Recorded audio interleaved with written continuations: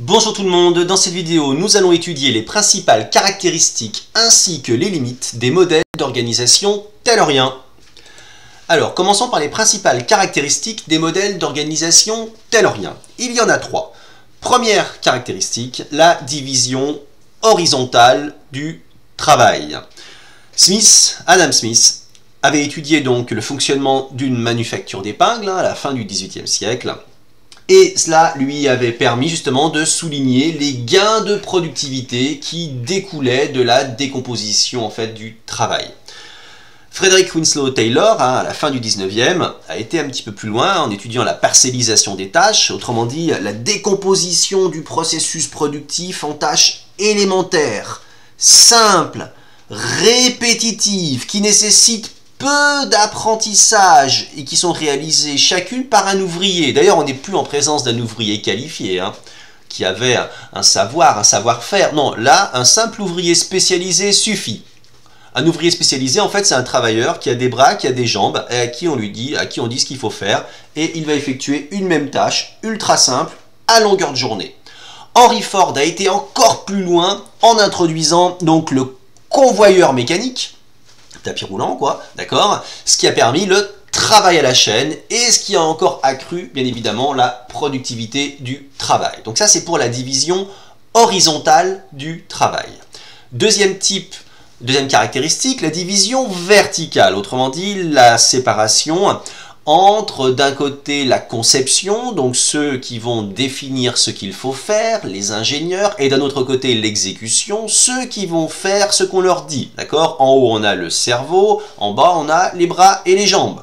Donc on va avoir les ingénieurs qui vont définir le one best way, la meilleure façon possible de faire quelque chose. Pour ça, ils vont mettre en place la Time and Motion Study, autrement dit l'étude des temps et des mouvements. Ils vont voir combien de temps il faut passer à effectuer un mouvement donné, d'accord? Quel sera le meilleur mouvement qui permettra d'obtenir l'efficacité, la productivité la plus grande. Et cela va permettre, bien évidemment, de pouvoir être le plus efficace possible. Cela va bien évidemment supposer d'avoir des biens standardisés, autrement dit de produire des biens en grande série, des séries longues, d'accord, des processus de production standardisés. Vu que les ouvriers devront faire des mouvements bien précis dans des temps prédéfinis, ils ne pourront pas flâner, ils ne pourront pas penser à autre chose, en plus on va les encadrer. Donc à la fin, bien évidemment, la productivité va fortement progresser. Troisième caractéristique, le salaire, qui doit devenir une source de motivation dans un premier temps, mais attention du coup également de débouchés pour les entreprises, d'accord? Taylor décide d'introduire le salaire aux pièces, autrement dit c'est un salaire qui est proportionnel au rendement des travailleurs. Plus vous produisez, plus votre salaire est élevé. Henry Ford, lui, effectivement, avait réussi donc à obtenir une baisse des coûts de production, une hausse de la productivité, donc il a pu mettre en place le $5 a day en 1914, d'accord, 5 $ par jour, ce qui était quasiment 2 fois en fait le salaire moyen de l'époque, mine de rien, ok. En faisant ça, il a attiré les meilleurs ouvriers. Ceux qui travaillaient donc chez lui se sont dit il vaut mieux qu'on reste là plutôt qu'aller ailleurs, d'accord, donc ça a diminué le turnover. Et finalement, c'était une source de motivation, conformément au salaire d'efficience, parce que comme vous êtes bien payé, vous avez envie de rester dans l'entreprise, donc pour ça, vous allez continuer à être super productif. Et comme vous gagnez de l'argent, comme il y a du pouvoir d'achat, finalement, vous allez pouvoir consommer davantage. Le problème, c'est que ces modèles d'organisation tayloriens présentent certaines limites. Je pense notamment à la division horizontale du travail, qui a été largement critiquée et à l'origine d'une crise sociale liée à la perte de sens. Friedman parlait ironiquement de travail en miettes pour désigner ce travail monotone, routinier, répétitif, sans intérêt, qui n'a pas de sens, qui est aliénant, déshumanisant et qui bien évidemment a abouti à une crise sociale, d'autant plus que les valeurs post-matérialistes sont vraiment de plus en plus importantes pour les individus. Donc ils veulent s'épanouir dans le travail et hors le travail également.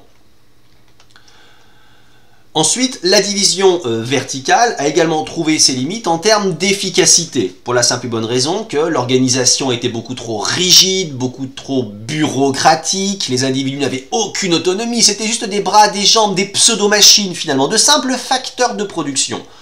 Bon bah ça a été source de démotivation, on a perdu de la créativité, et finalement les individus se sont successivement, enfin petit à petit, ils se sont avérés être moins efficaces en fait, moins productifs. Certaines expériences, on pense à celle d'Elton Mayo, ont montré effectivement qu'il était nécessaire de porter un certain intérêt aux travailleurs. Et enfin, les systèmes d'organisation tayloriens se caractérisent par une crise d'inadaptation à la demande et un manque de flexibilité. Alors il faut savoir qu'à partir des années 50-60, les ménages sont bien équipés, plus de pouvoir d'achat, mieux éduqués, augmentation du niveau scolaire. Donc la demande va un petit peu évoluer, d'accord ? On va avoir une demande de produits un petit peu plus différenciée, des séries courtes. Le problème, c'est que les modèles tayloriens reposent sur des séries longues avec des produits qui sont indifférenciés. Ils sont tous pareils. Donc le taylorisme n'est pas flexible, il est plutôt rigide, il est bureaucratique, des biens standardisés. En plus de cela, vous avez une concurrence internationale, vous avez la mécanisation, bref, tout est là pour rendre le système d'organisation taylorien complètement dépassé.